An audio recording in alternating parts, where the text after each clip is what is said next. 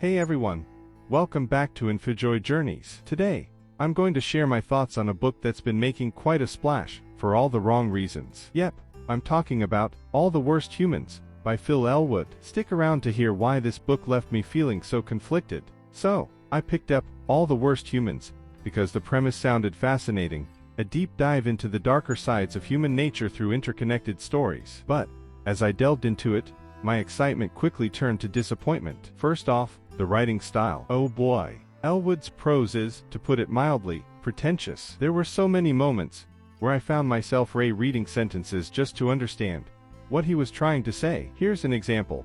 Read a particularly convoluted sentence from the book. It feels like he's trying too hard to impress rather than communicate. And then there are the characters. I love a good, flawed character.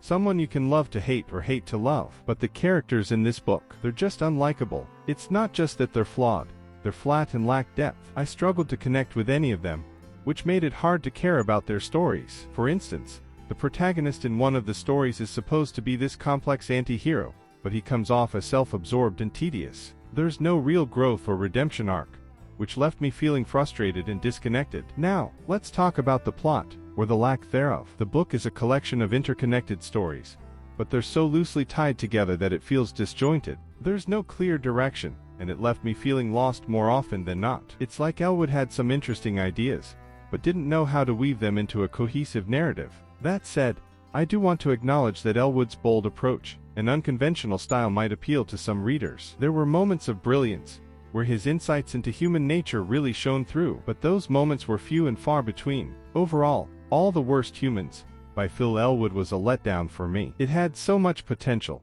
but the pretentious writing, unrelatable characters, and scattered plot made it a tough read.